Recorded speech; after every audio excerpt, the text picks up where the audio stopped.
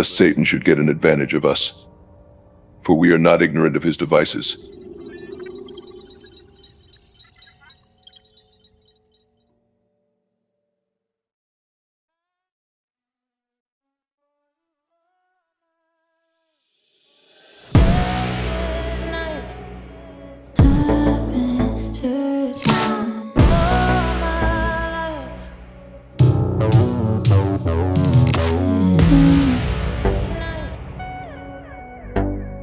Why don't you stay?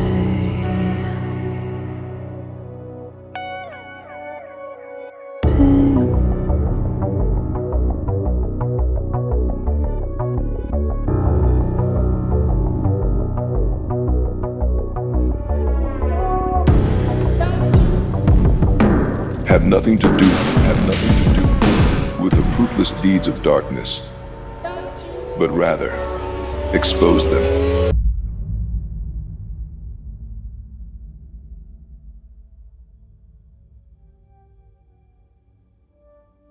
Shalom family, this is the Truth Writer Hyperspeed Report, and in this series, we want to quickly cover breaking information as well as recap and review news that confirms our previous research. And whoa, the enemy is really on the move. Just as we are receiving confirmation, confirming our breakdown of the last slew of psyops and orchestrated events, a new storm of spiritual wickedness in the high places is forming. We are witnessing high drama play out on the world stage. Some masterfully crafted political theater is mesmerizing and captivating the masses. With Oscar-worthy performances by vision-impaired Secret Service agents, deranged lone gunmen, and persuasive propaganda-pushing political pundits. But it's important to note that just because there may be a false flag, an inside job that is part of a greater conspiracy, does not mean that every individual that is involved in the event is aware of the plot. And here's a fact that few understand. Not all engineered events are orchestrated by men. When you begin to see a number of seemingly unlikely coincidences start to pile up, going against natural odds and probability, like bullets whizzing past the head just to nick the tip of the ear, there's likely a strong spiritual force guiding the course of events. For instance, take the new footage that just leaked of the Bohemian Grove ritual ceremony, which took place July 13th, the same day as the Trump assassination attempt. Babylon the Great is fallen, and has become the habitation of devils, and the hold of every foul spirit, and a cage of every unclean and hateful bird. Revelation 18:2 describes the state of Mystery Babylon after her fall as a habitation of devils and the hold of every foul spirit and a cage of every unclean and hateful bird. I believe Babylon has not completely fallen yet. Therefore, the unclean and hateful birds have not been caged and are out and on the loose, one of them being the Owl of Bohemian Grove. These occult practitioners officiating this ritual using ceremonial magic are not in control of the end result. They are relying on spirits they have summoned to influence events and circumstances in order to manifest their desired outcome. But what ultimately comes to pass may or may not be exactly what the spellcasters expect. We know that the Most High Abba Yahuwah is ultimately in control. We also know that the earth has been given into the hands of the wicked. Job 9:24.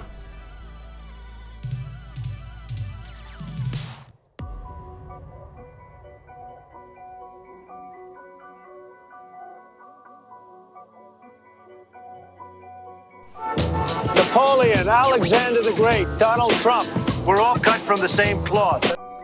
We've got blood on the campaign trail. Blue blood sprinkled on a campaign trail. A trail that has left behind a multitude of breadcrumbs, calling cards leading back to some of the most diabolical spiritual forces which have all seemingly assembled together for this end times false messiah deception.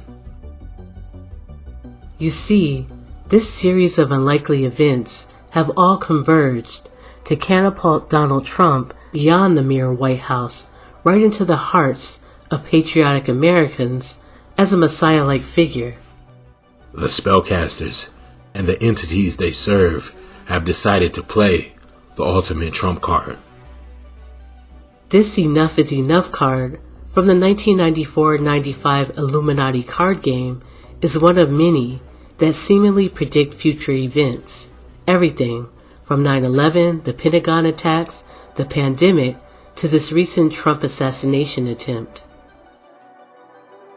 If you look closely at the central figure, which eerily resembles Trump, it's framed by two triangles, one pointing up, the other pointing down, as above so below, but in between leaves a space resembling the trace of a speeding bullet whizzing by, right around ear level. But a bright line in the sand, and we will protect you, that I can tell you, and we will say enough is enough. This will finally be the year the American people say enough is enough. Enough is enough. This is the year the American people say enough is enough. And they tried to kill the next president of the United States. Enough was enough. And I said, let Trumpomania run wild, brother. Let Trumpomania rule again. Let Trumpomania make America great again. This 30-year-old Enough is Enough card states, at any time, at any place, our snipers can drop you. Have a nice day. Yes, these cards are a medium for predictive programming, telegraphing the occult brotherhood's future plans, but they are also a form of divination, similar to tarot cards and other tools used by occultists who wish to peer through time and influence future events. Let's look at July 13th and decode some of the esoteric symbolism of the day. This particular BlackRock commercial, that's exactly what this is. BlackRock went to Pennsylvania and they filmed this commercial, and it just so happens that Thomas Matthew Crooks is in their commercial.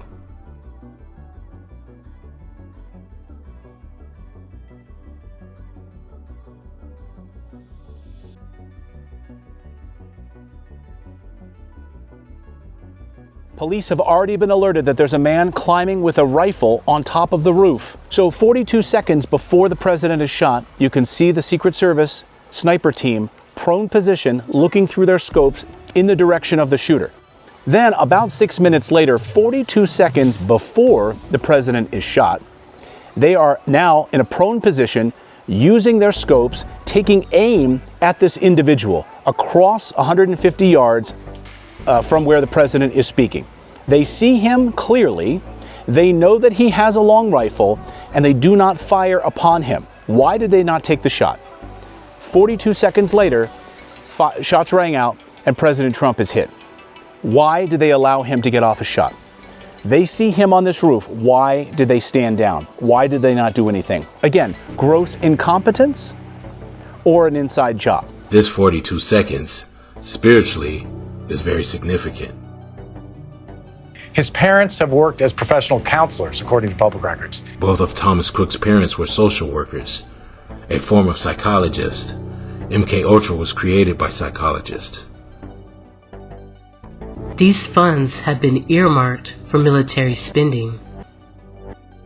The victim was in earshot of the assailant. Spiritually, a wounded right ear is significant.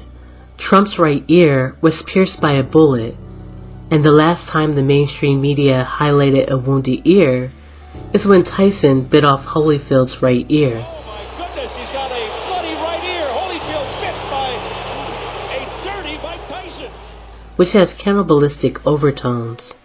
In the Bible, Leviticus 8:23, Moses put ram's blood on the right ear of Aaron the priest, and in John 18:10, Peter cut off the right ear of the high priest's servant.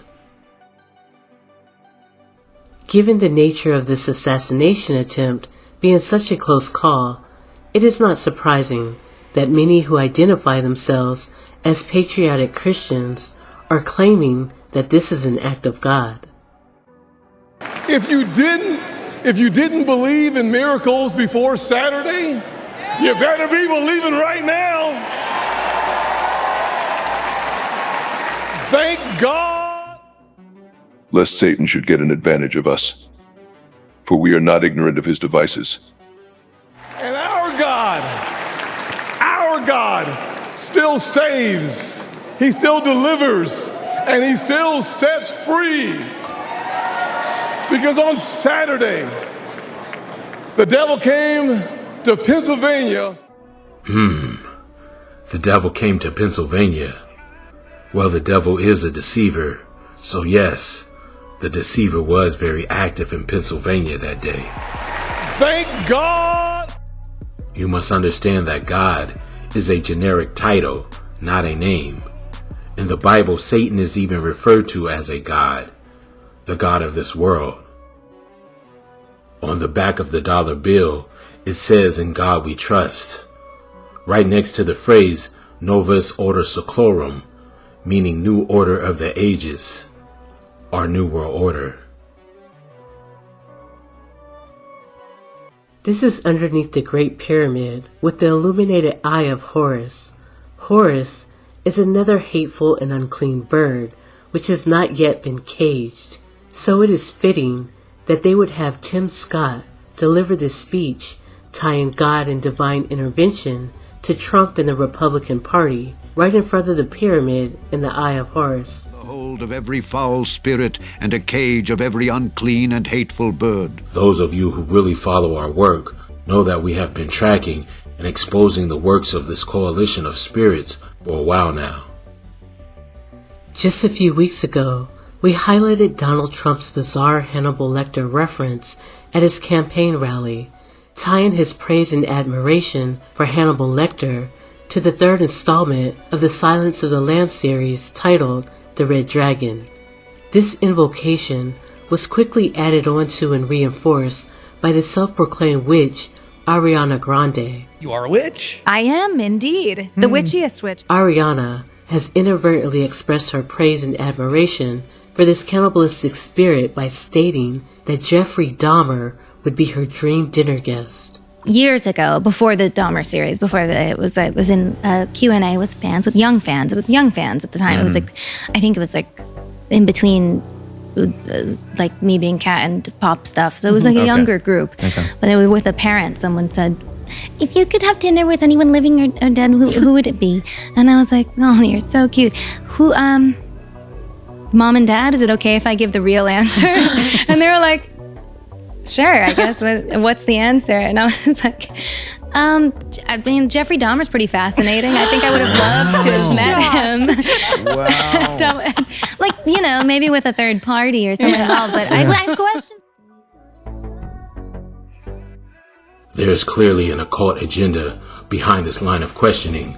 Some of you may remember when they asked the cannibalistic actor, Armie Hammer, the same question. Furthermore, he made a mysterious statement during an interview with Netflix Brazil. The interviewer asked Armie to name an ideal dinner guest, to which Armie responded, Marquis de Sade. For those who are unfamiliar, the Marquis de Sade was a philosopher known for his views on sexuality. The term sadism is derived from his name, as he was known to practice sexual activities where one person gains enjoyment from inflicting pain on another. In 1785, Marquis de Sade wrote a novel called 120 Days of Sodom. 120 Days of Sodom is not only filled with themes of bondage and sadism, but graphic themes of cannibalism. In the so-called Chinese Year of the Dragon, their dragon invocations are reaching a fevered pitch. Take a look at the 270-foot dragon wrapped around one of the country's most iconic skyscrapers, the Empire State Building right here in New York City. So what is it doing there? Actually, it's all part of the new season of HBO's Game of Thrones prequel, House of the Dragon.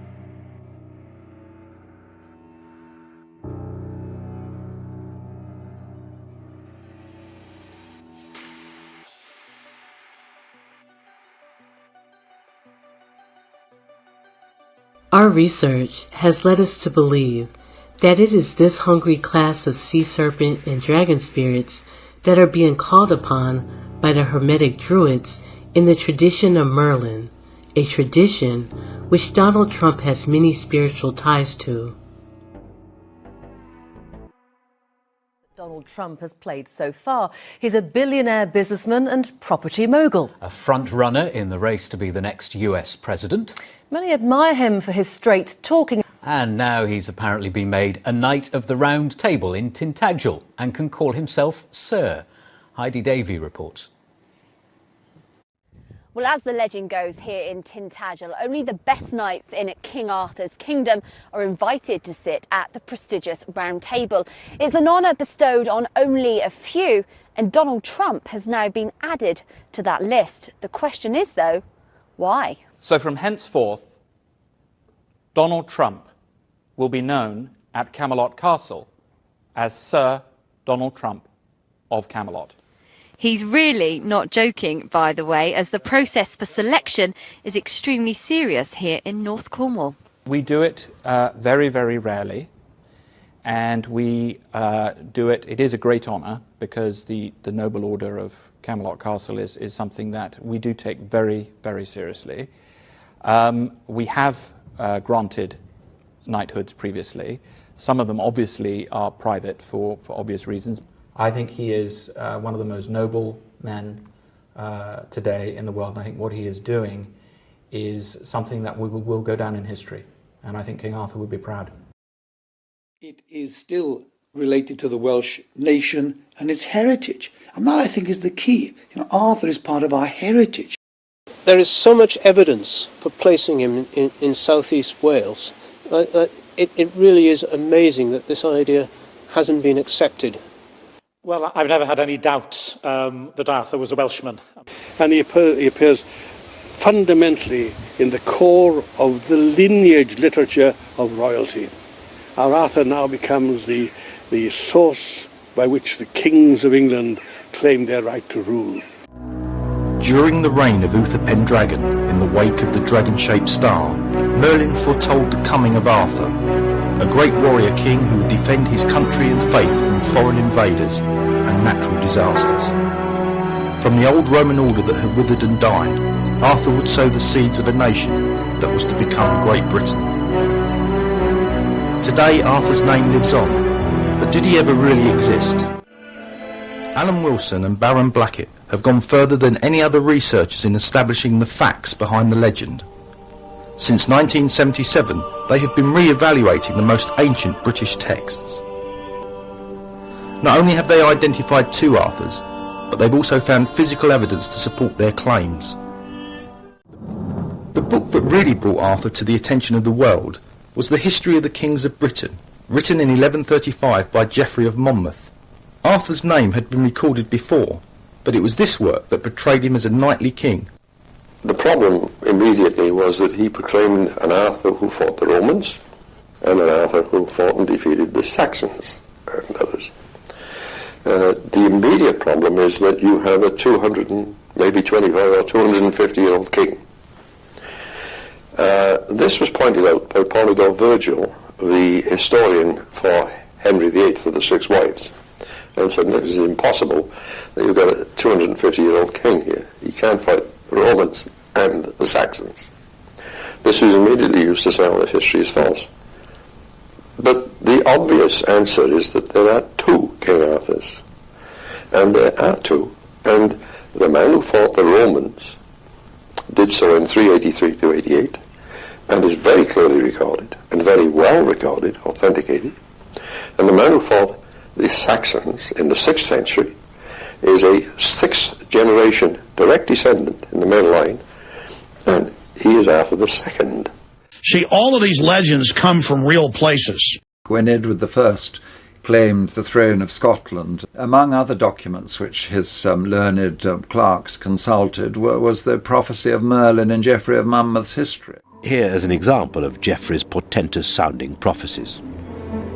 A giant, snow-white in colour and gleaming bright, will beget a people which is radiant. Merlin's first appearance at the time of Vortigern, a chieftain in the days after the Romans left.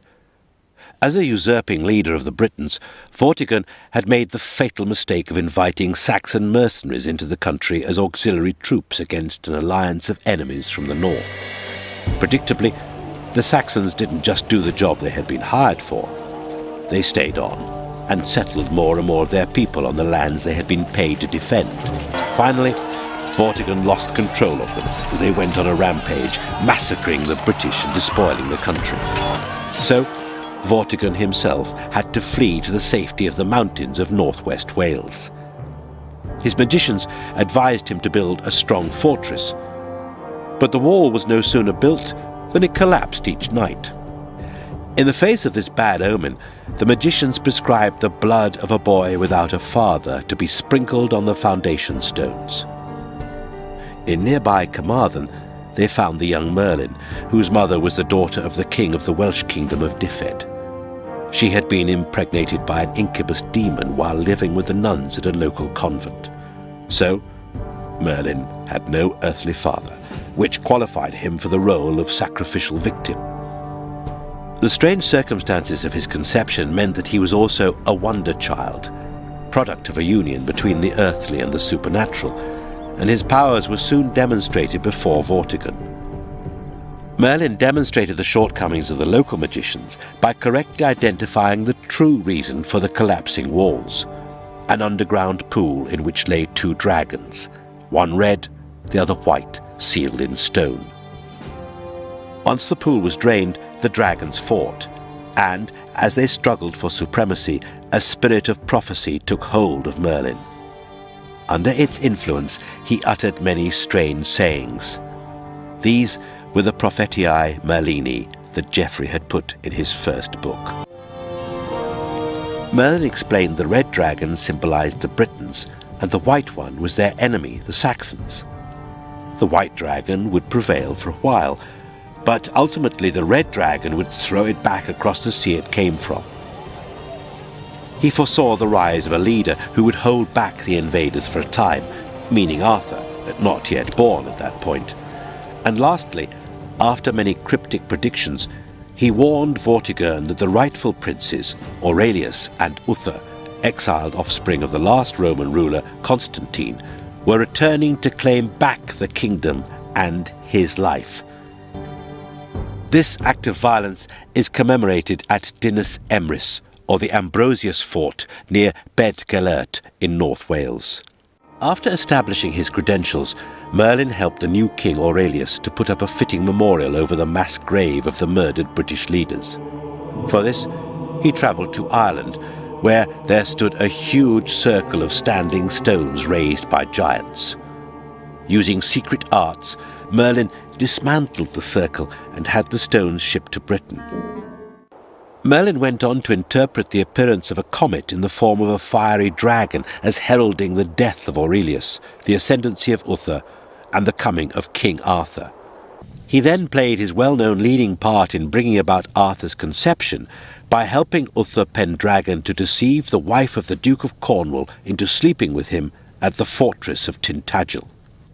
The Duke of Cornwall is away fighting Uther's forces somewhere else in Cornwall, and Uther is changed by Merlin magically into the shape of Gorlois, the Duke of Cornwall. Creek gets into Tintagel and lies one night with the Duchess and then goes away. So she never knows that it wasn't her own husband, and that night was conceived the infant Arthur.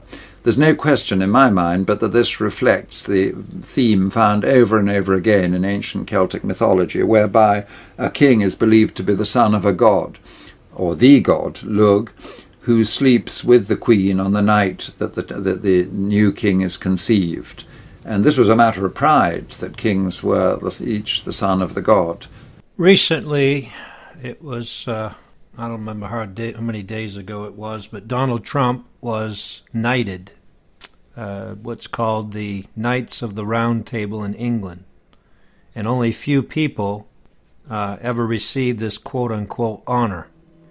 But what I found was interesting is when I looked at the emblem, this secret society or this group of individuals that are brought to this round table.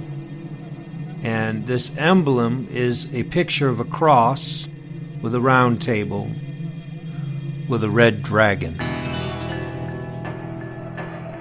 Now, what does the scripture say about the red dragon, people? The emblem of the knights of the round table, worn round the necks of all the knights, was given to them by King Arthur as part of the ceremony of their being made a knight. The red dragon of King Arthur represented their alliance to the king. The round table was illustrative of the eternity of God, the equality, unity, and comradeship of the order, and singleness of purpose of all the knights. Now, it says here that the red dragon represents the alliance to the king. Well, who's the king?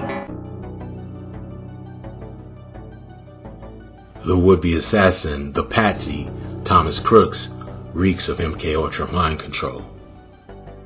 Discernment is telling me there's a compartmentalized mid-tier branch of the deep state that wants to silence or eliminate Trump.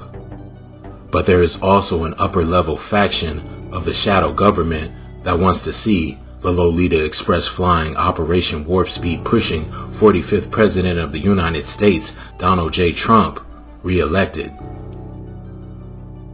Trump, much like Jeffrey Epstein, Peter Nygaard, and the homo carnivorous actor, Armie Hammer, has found a haven of unrestrained access to the forbidden, far from the scrutiny of the law, deep in the tropical paradise of the Caribbean islands. Grand Cayman has been a sanctuary for me. I moved here with my husband 3 years ago, but things have changed since then. Hammer and Chambers announced their split. Armie Hammer just broke his silence. Even in paradise, it's hard to know who you can trust. The Cayman curse is when a couple moves to the island together and then ends up separating or breaking up or divorcing. And it drags. Hammer and Chambers announced their split last year after 10 years of marriage. I went through a very public divorce that was riddled with scandal, and stories are coming out each day and horrific articles, and I was learning about them as it happened. This island is a playground for the rich and famous. So what makes Grand Cayman paradise? Everything on the menu. I was a Victoria's Secret angel. It's a small island. So much temptation. The girl that Tyson cheated on Chelsea with is pregnant. This is Cayman. This is not a place to make enemies. Epstein Island was part of a genetic breeding program, and it was just a hop, skip, and a jump away from Peter Nygaard's island, Nygaard Key, which was a genetic harvesting operation, and they both are just a stone's throw from Richard Branson's island, Branson being the owner of a stem cell cloning company. In the midst of all this lived the human flesh craving, young boy grooming, call me by your name actor, Armie Hammer, in the midst of the Cayman Islands. Donald Trump owns a sprawling beachfront estate in St. Martin's. You see, this is a spirit. When someone is playing the 1994 Illuminati card game, each player must choose to play as one of the 8 classes of Illuminati Brotherhoods. There is a class named the Adepts of Hermes, another class is called the Servants of Cthulhu, and lastly, we want to highlight a mysterious class called the Bermuda Triangle. As we move forward, it will become clear to those with spiritual discernment that these are the cards being played. Donald Trump's vice presidential pick, J.D. Vance, isn't just a friend of some of corporate America's worst billionaires. He is their creation. Former PayPal CEO Peter Thiel enabled J.D. Vance's entire career. In 2017, Thiel donated more than $15 million to Vance's Senate campaign, personally escorting Vance to Mar-a-Lago to solidify his political puppet's relationship with Donald Trump as his new apprentice.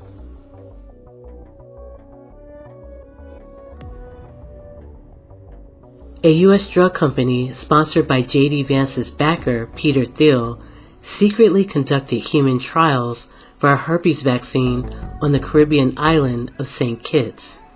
Thiel, the co-founder of PayPal, is one of several big-name investors who have backed the offshore testing of the experimental herpes inoculation by the company Rational Vaccines, the Daily Beast reported. The trials reportedly were performed in St. Kitts from April to August 2016 without approval of the U.S. Food and Drug Administration. You see, the caduceus, because these are the adepts of Hermes, working in the Bermuda Triangle to serve the insatiable appetite of Cthulhu. This hungry marine kingdom spirit of bondage is building a stronghold in the Caribbean. Like Ghislaine Maxwell with her Terramar project, Peter Thiel is big on the idea of seasteading, taking advantage of the fact that there is no legal jurisdiction in international waters, no government oversights, so Trump is still keeping his Epstein connections close. Which leads us right to the Illuminati's most coveted card, the immortality serum.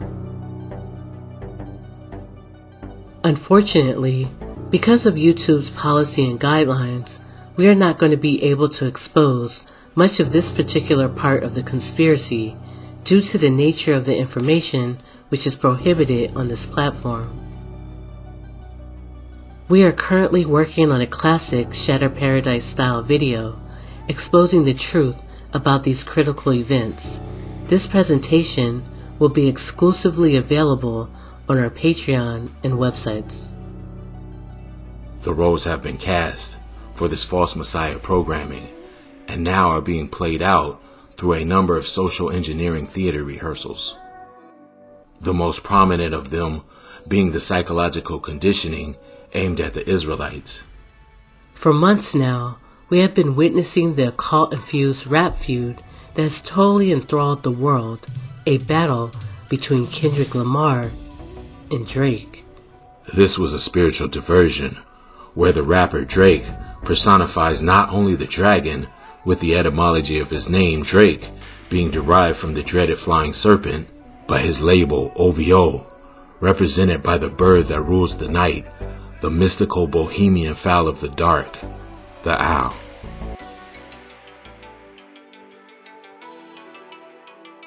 On the flip side, Kendrick Lamar's diss tracks toward Drake have been harnessed by the Democratic Party and used as weapons against Trump. This is from Biden's official campaign site. The Biden and Harris campaign posted a video slideshow of unflattering photos of Trump while a verse from Kendrick Lamar's diss song Euphoria plays in the background. Quote, "It's always been about love and hate. Now let me say I'm the biggest hater. I hate the way that you walk, the way that you talk. I hate the way that you dress. I hate the way that you sneak diss."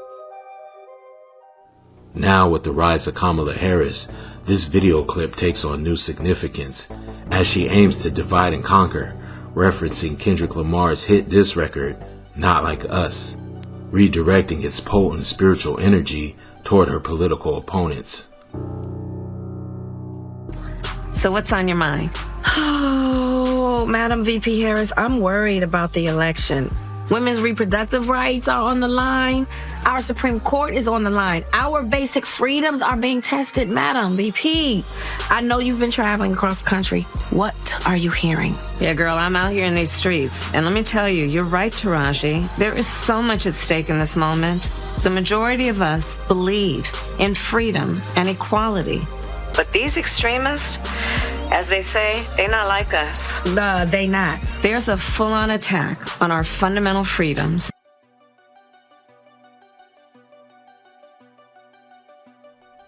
Kendrick is being cast as the Messiah figure,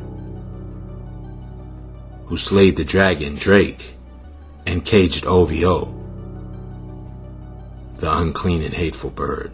Babylon the Great is fallen, and has become the habitation of devils, and the hold of every foul spirit, and a cage of every unclean and hateful bird.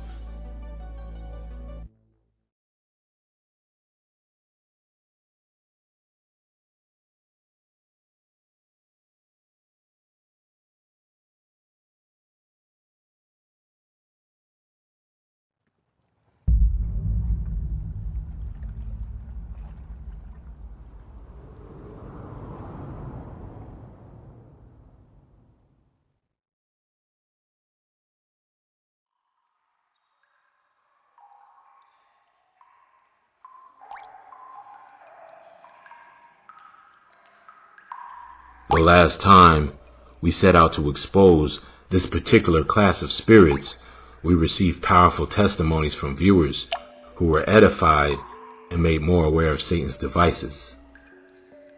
Chains were broken and folks started on the road to being set free. However, these great victories did not come without a cost.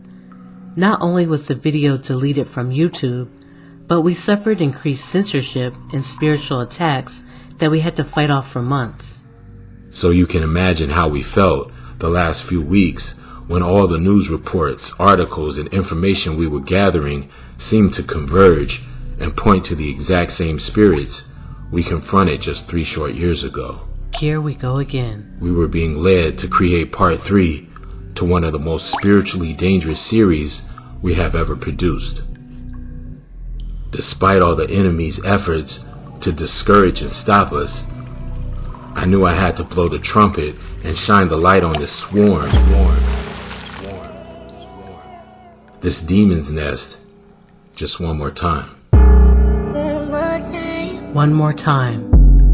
We're gonna stay here.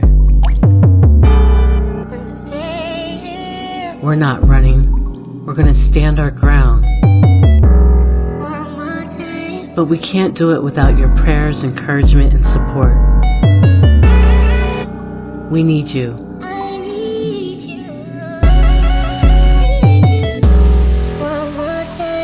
One more time. We're gonna stay here. We need you. This is the last installment in this series. Pray for us. We need you, Abba Yah. Help us close this chapter. They cannot intrude here.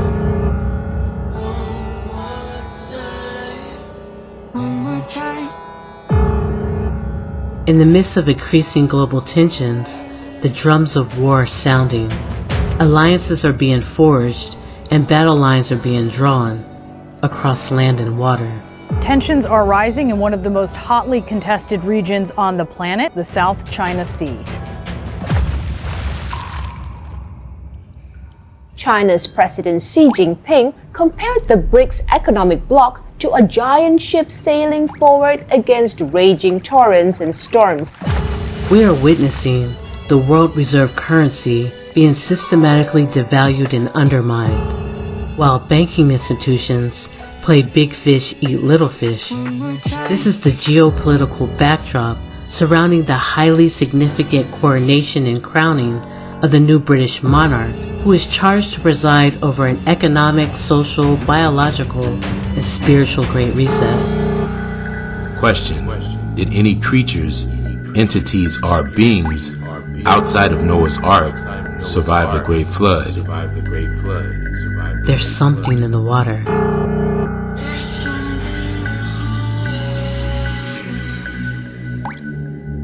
So is this great and wide sea, wherein are things creeping, innumerable, both small and great beasts. There go the ships. There is that Leviathan, whom thou hast made to play therein. These wait all upon thee, that thou mayest give them their meat in due season. There's something in the water. Suspicious ship movements before the blast. I see it taking over. These were so-called ghost ships. The kingdoms of the world.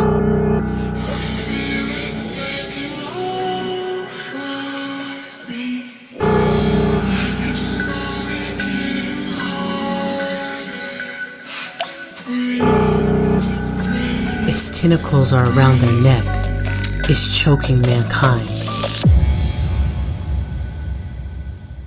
The Marine Kingdom.